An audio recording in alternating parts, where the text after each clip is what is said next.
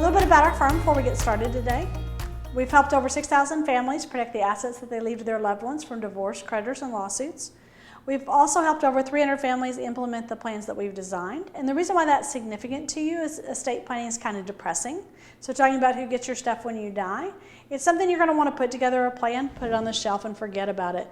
But what's important to you is that you're taken care of if something happens and your loved ones are taken care of if something happens.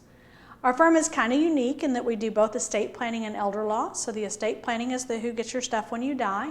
Elder law is the veterans and Medicaid benefits. And actually with today's speech, I'm going to talk to you a little bit about both. Our firm also belongs to a lot of professional organizations. And the reason why that's significant to you is most of the time when you hire a law firm, you're getting the experience of that one attorney and what that one attorney has learned over his or her career. But by us belonging to the larger organizations, you get the experience of not only the 4 attorneys in our office, but also what other attorneys have learned nationwide. And one of the topics I'm going to talk to you about briefly today is both veterans benefits and Medicaid benefits. Both of those are federal programs, but they have a state component to them. And so if we can collaborate with other attorneys, we can make sure we've got the best possible plan for you. I've published 3 books. First one is Who Gets Your Stuff When You Die. That's the book that I do the most speeches on, and it's one that you might be interested in watching the video on. It just talks through, thinking through who you want to leave things to, how you want to put things together. There's also 2 books related to Alzheimer's, which is today's topics. They're both entitled You're Not Alone. One is Living as an Alzheimer's Caregiver, and that's really what we're going to be talking about today, is how you can take care of yourself as a caregiver. And there's also one that's entitled Living with Alzheimer's Disease. So another title for this speech could be How to Maintain Your Sanity While Caring for Your Loved One. So what you're going to discover is ways to take care of your loved one, how to take care of yourself. Because a lot of times we get so focused on taking care of others that we forget to take care of ourselves. But similar to on the airplane when they tell you if the oxygen masks drop, that you're supposed to put the oxygen mask on yourself first, then on the people you're taking care of, and that way you're able to take care of those people. So if you don't take the time to take care of yourself, who's going to be around to take care of your loved one? How to protect your loved one's assets. This is for you if you're worried about your loved one being taken care of, especially if something happens where you're not able to take care of them. If you're confused by the conflicting advice, because nowadays we can search on the internet and get advice on absolutely everything, but there's not a good way for us to filter what advice is good. If you're worried about protecting assets, and if you're tired, because caring for somebody else can be absolutely exhausting. And if you want the peace of mind that you've put together the best plan possible. So imagine having the peace of mind knowing your loved one will be cared for, and having a plan customized to your unique family situation. So one of the things I'm going to talk to you about is living as an Alzheimer's caregiver. One of the important things is communication with your loved one and things to think about in communicating. One of the real important things is to never argue with them. So whatever they think reality is, if you can get your mind into somewhat going into that reality. Now I run into some people who have a problem with not telling the truth or not saying the exact truth to their loved one. But if you think about it, if your loved one still thinks that their husband is alive, and every day whenever they come in and ask you where their husband is, you answer with, well, don't you remember, Mom? He passed away many years ago. You're making her go through the grief of losing her husband over and over and over. A more kind and compassionate thing would be to come up with where he would be if he was around, or if you want to make sure that it stays as close to the truth as possible, I'm not sure where Dad is right now. And that way it's a more compassionate conversation than arguing with her and having her have to experience that grief over and over. One of the things that Jerry Sams, who used to run an Alzheimer's support group here in this area, used to say all the time is you can't reason with someone who can't reason. And one of the hard things with dealing with somebody with Alzheimer's is they have lost their ability to reason. And so even if there's someone who was very logical prior to getting the disease, if you are trying to tell them logically why they should do something, they're not going to be able to follow the train of logic. But one of the things that's really important to this, and I think I've got another slide a little bit later that talks about it, is they're not arguing with you or refusing to go down the path that's something reasonable because they're trying to be stubborn. It's because their mind isn't working how it always worked before. I've talked to lots of people who will tell me when their daughter starts trying to take over things financially, that in the event they were incompetent, they would trust their daughter to manage things, but they don't feel like they're incompetent. They don't feel like they've lost their ability to reason. So a lot of times the person with Alzheimer's may not realize that they're making logic errors in how they're reasoning through things. Definitely never shame or embarrass them. So never make fun of them for not being able to remember something or criticize them for having the inability to do that. Also, never lecture them, because if you think about it, I know that a lot of times for a lot of you, you're taking care of a parent, so it's kind of a role reversal. But don't lecture them on what needs to be done or how things need to be done. One of the worst things you can say to them is remember. Because if you think about it, if they're having trouble remembering, you put stress on them. And a lot of times that makes it where they're not going to be able to remember. So instead of saying, remember when we went to the Grand Canyon, just start reminiscing about going to the Grand Canyon. Say, Mom, I had the best time when we went to the Grand Canyon, and I loved the fact that when we stood on that one high place that we could see all the way across, and the red in the rocks, and how beautiful the place was. Think through how you can think through the memory without saying the word remember, and instead paint a picture for them. If you have old travel photos, old family photos, go through and just talk to your loved one about the people in the photos. Never say, I told you. So even if you feel like you've told them over and over that what's happening today, that they're going to the doctor at 10, whatever's going on, don't say, I've already told you 15 times that you're going to the doctor at 10. Just keep answering the question. And one of the most important things to remember in doing this is that they're not asking you the same question over and over just to irritate you. They really don't remember. Never say you can't. So if they can't drive, shouldn't drive, focus on something else. So focus on what they can do.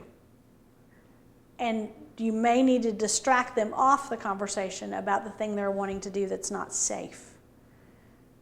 So never command or demand. Think about when you're talking to your loved one how you would want to be talked to. And most people don't react real well when you insist that they do something or tell them they have to do something. So thinking about it, it's more like a negotiation. How would you get a friend of yours to do whatever it is you're trying to get your loved one to do? And thinking about how you approach it from not you must or we have to or those kind of things, it's wouldn't it be good to do this today? Never condescend, so don't talk to them like they're a little child. Don't talk to them like they're someone who doesn't know what's going on. Talk to them like you would another adult. One of the things that when my boys were little, a lot of parents baby talk to their children. And my husband pointed out that if we want them to talk like adults and act like adults as they grow up, it would actually be better if we actually used full words and didn't baby talk to them. And so similar to that, if you're trying to talk to someone you're taking care of, if you're baby talking to them or talking to them like they're stupid, you're going to make them feel bad. So it'd be much better if you actually just talk to them like they're another adult and able to make decisions. Never force them to do something that they are absolutely refusing to do. Like I said, most of the time negotiate, try to figure out how to maybe have a reward related to having them do the thing you're trying to get them to do. Also think a lot about your nonverbal communication. So think about if you're irritated, how does your face look? How are you reacting to them? What feedback are you giving them that you may not even realize that you're doing? And then one of the most important things, and one of the reasons why I wrote the 2 books on Alzheimer's, was making sure that you take care of yourself. Because taking care of somebody with Alzheimer's can be absolutely exhausting. 60% of people who care for somebody with Alzheimer's die first. Now, one of the big reasons for that is because the Alzheimer's disease, actually, the person can live with it for a huge number of years. Average stay in a nursing home, which is pretty much the end of the line, is 8 years. And most of the time, that person has been cared for in the home a lot longer. And being a 24-hour caregiver is absolutely exhausting. Now, when we were back in our 20s, when we had our kids, having to listen all night to see if you hear anything was exhausting. And most of us remember a time, if we have kids, where we had to get up in the middle of the night and how tired we were related to that. But it's much, much harder to do the same level of care for somebody when you're in your 60s, 70s, or 80s. So a lot of times the caregiver is not getting proper sleep because they're having to listen to see if their loved one gets up. Because if they get up in the middle of the night, they might fall on the way to the bathroom, and they want to make sure that they stay safe. They also want to make sure that they don't leave the house. And so because of that, you're not really sleeping as soundly as you should. Now, I had 2 different clients who were taking care of their husbands that actually died first. They both died of pneumonia, but what I think they actually died of was exhaustion. Because when I met with them several months before they passed away, both of these women were extremely exhausted from the toil of having to do 24-hour caregiving. So one of the things that I want to educate people is that there's help out there, and to take advantage of that help before you can't take care of your loved ones.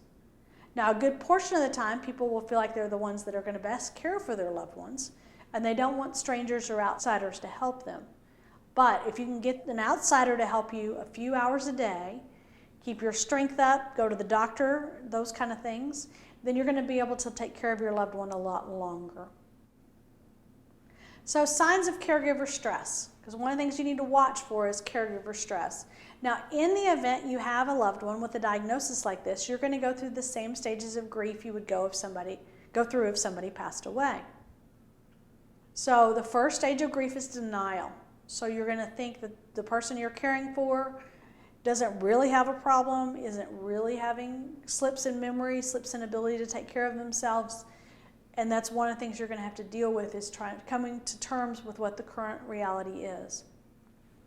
You may also feel some anger, and a lot of people feel a lot of guilt about the fact that they do feel angry with their loved one. But you are going through a loss. Even though your loved one hasn't passed away, you're going to be grieving who they used to be. So you're taking care of somebody, you're having the burden of taking care of them, but you're going to be grieving that they're not still who they were before. You may also be grieving the loss of the life you thought you were going to have. Because for a lot of my clients, their loved one will become sick about the age of retirement and the time that they thought they were going to travel the world or take an RV across the country. And so you may be grieving the loss of what you thought you would be doing at this time in your life. And you're also grieving the loss of the person that they were before. There's also a social withdrawal aspect, because one of the things that almost all of us do, if you ask somebody, if you're passing by them and you ask, how are you doing today, you expect an okay, fine, great, not a long rendition of every illness that they have or what's going on in their lives. And so because of that, we really do try to put on a brave face. And when people ask us, people don't tend to actually say, this is what's going on, this is how you can do things. But one of the things that I point out in the book is a lot of times when people ask you, is there anything I can do to help, they really mean, is there anything I can do to help? So take advantage of the fact that they're willing to help. And in a lot of ways, you're helping them by allowing them to help you. Because there's a lot of people out there who actually really do want to help. They just don't know what you need. So if they could sit with your loved one and visit while you go to the grocery store, or pick something up for you the next time they go to the grocery store, that's an easy thing for them to do, and it's an easy thing to ask them. So you might try to go through in your mind and make a list of just really small things that you would need help with or would like to have help with. And that way, if somebody asks, can I help, you can give them a small task. And then if they seem to actually enjoy doing it, then you might give them other tasks to help along the way. But a lot of times what will happen with caregiver stress is people will withdraw socially. Because it is hard to be around people whose lives are going well and everything seems to be perfectly fine. they seem to not have any problems, and you're under a lot of stress. The other thing that's important is to find some of the caregiver support groups. There's some really good ones for Alzheimer's. The Alzheimer's Association has a list of them, and they have support groups for the caregivers, and that's a place where you can really talk to somebody on a real basis. So you can really say, I got really frustrated with my husband last week because he did this. Or I started feeling really sad or angry or those kind of things, and the people in the group are going to understand what you're going through. And they're not going to hear you say anything other than that you love your loved one, you care for them. It's just you're frustrated with certain things. Another thing that will happen is a lot of anxiety, because you are in a situation where everybody who has this disease progresses differently. So you don't know how things are going to affect your loved one, whether things are going to get worse, whether the medicine they're taking is going to help. And so there's a lot of anxiety related to it, and that's another reason why the support groups can help you just talk through some of that. The other thing that happens to a lot of caregivers is depression. So they start getting very depressed regarding what's going on, and it might be worth talking to a doctor about whether you need to have a counselor to talk to, or there might be medication options. But if you don't take care of yourself, you're not going to be able to take care of your loved one. The other thing that I've already mentioned is exhaustion. So taking care of somebody with Alzheimer's is a 24-hour job. It can be extremely exhausting, and if you can take advantage of and have other people help you, it can make a difference in your ability to care for the person you're taking care of. The other important thing is to take care of health problems. So you may have new or worsening health problems. Take care of yourself. So if you need to go to the doctor, go to the doctor. Make sure if you have a procedure that needs to be done, you take care of that. There's a lot of facilities that provide what they call respite care. So in the event you need to go in and have surgery or need even just a break, you can actually let your loved one stay there for a period of time, which would allow you to be able to take care of those procedures. Because part of the reason there's this statistic where 60% of caregivers die first is they don't take care of themselves medically, and sometimes these procedures are things that can actually make a difference in their quality of life. Another sign of caregiver stress is trouble concentrating. So at the point where you realize that you're not able to concentrate, not able to keep track of what's going on, it probably means you need a break, and you need to figure out how to either get friends and family to help you take a break or to hire somebody to come in. So in combating stress, you need to learn to relax. I've already talked to you about asking for help, trying to allow other people to help you. There's the support groups out there. Be sure and take care of yourself, and then also physical activity. Maybe just a short break to take a walk may make a difference in your attitude. So one of the things I want to talk to you just briefly is about some smart moves if you or your spouse are diagnosed with Alzheimer's or dementia. One of the important things is you need to meet with the attorney that designed your estate plan, either your will or your trust, and just make sure that the way things are worded actually works. Now, there's a lot of different stages regarding this. So in the event your loved one's been diagnosed, you're still in the stage of denial, or your loved one is still in the stage of denial, we might talk a little broader about maybe setting up a trust where you're both in charge. In the event one of you becomes incompetent or unable to make decisions, then the other one takes over. And if you're both unable to, we put somebody in place after that to take over.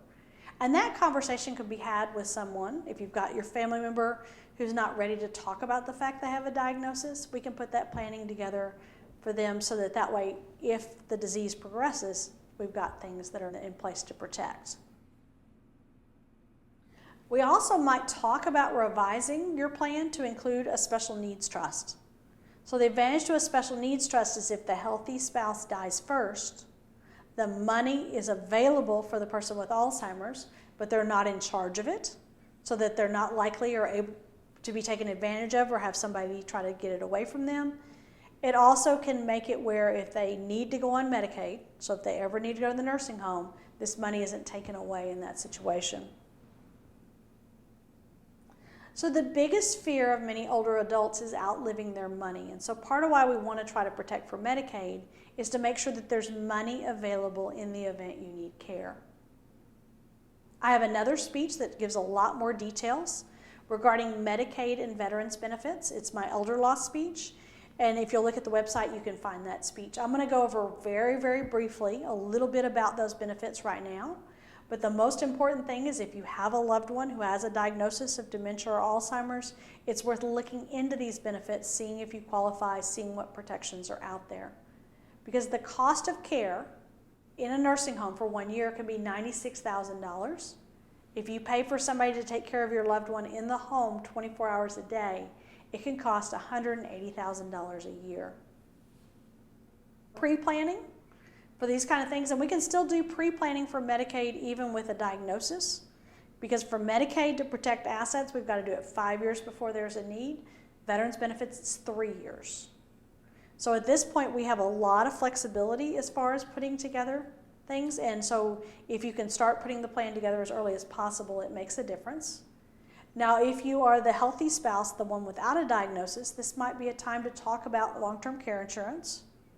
My preference is the ones that are policies that do more than one thing. So they do life insurance and they do long-term care insurance. That way your family gets money if you never need care, or there's money available for care. We also want to make sure that we update your financial power of attorney for both you and the person with the diagnosis to make sure that we have the ability to do Medicaid planning. So if we need to move assets in order to plan for Medicaid, that's still able to be done at the point where the person doesn't have capacity. There is that 5-year look back. Now, any money you give away, we would create a trust to protect it, to remind the people you put in charge of it that it's your money and that it should be used only for your care. So in order to qualify for Medicaid, do you need to sell the family house? Under the current Medicaid rules in Texas, the family house does not have to be sold, but at the point you pass away, Medicaid is going to try to put a lien against that house. So even if you have a family member that could easily qualify for Medicaid without the aid of an attorney, you still want to talk to an attorney about protecting the family home to make sure it goes to the family. And the same with VA benefits. VA benefits allow you to have a house and 2 acres. So there's a lot of planning opportunities we can do regarding protecting the house and the land. So Medicaid and VA benefits, are they only for the poor? And the answer is no. There's a lot of planning opportunities we have to make sure the spouse at home still has money to live on and to be taken care of. And even if somebody has very little assets, it's still worth working with an attorney to make sure assets are protected. So incapacity stuff, what if you're out of it? So you're the healthy caregiver. What if something happens where you're unable to take care of yourself? How are things going to be managed? So what a lot of my clients do is they set up a trust, and real quick, the difference between a will and a trust. Wills and trusts both specify who gets your stuff when you die, but trusts allow that to happen without any court involvement. The other thing that a trust does that's a big advantage to it is it says if you become incompetent, who do you want to have be in charge next? So the person you put in charge, you want to make sure that they're focused on taking care of you and your spouse in the way you want to be taken care of. So for some of you who have done no planning at all, you may be wondering what the next steps are. It's worth sitting down with somebody in our office to just go over what you want to have put together and have us talk through how we can put together a plan. If you've already got a plan in place, you may be wondering, in light of what we talked about today, should I be doing more? We can go over with you what you've got in place, look to see what changes you want to make, and make sure your family's protected the best way possible. So where do you go from here?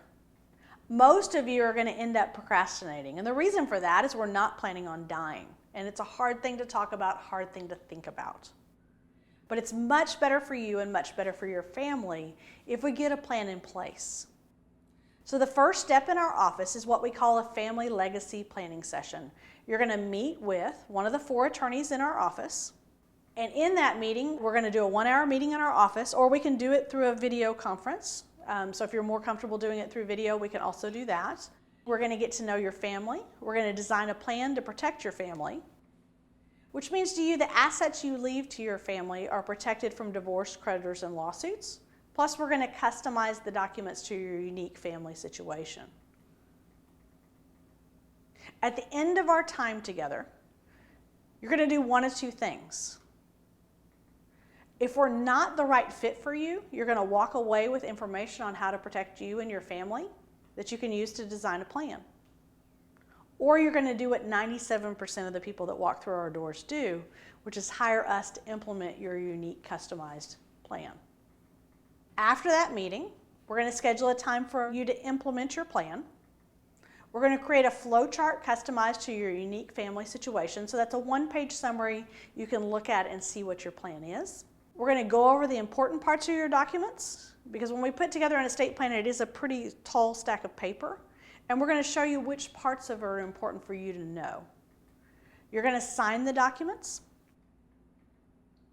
Now, what we usually charge for this meeting is $350. But one of the things that I've realized over the years is people tend to procrastinate. And so we're trying to give you an incentive to get it done, to move forward. And so what we're doing is, after watching this video, if you'll call our office within an hour and book an appointment, we'll charge you $97 for that initial consultation.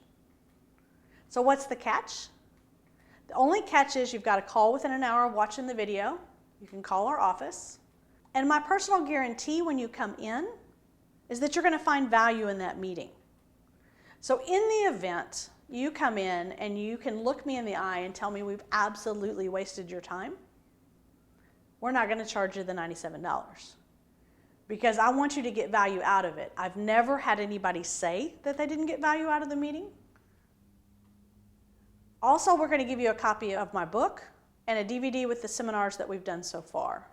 The other thing we're going to give you, if you do hire us to implement the plan, is a gift certificate for dinner for two at Giuseppe's. And the reason why we do that is because when we do live seminars, we tend to buy you breakfast, lunch, or dinner. So it's a way for us to buy you a meal to thank you for taking the time to watch the video and to come in and meet with us in our office. And remember, you've done the hardest part. So by taking the time to watch this video, you've admitted the fact that you might die someday and that your family probably needs to be protected. And if we put together a plan, you're going to have the peace of mind that you're taken care of and your family's taken care of if something happens.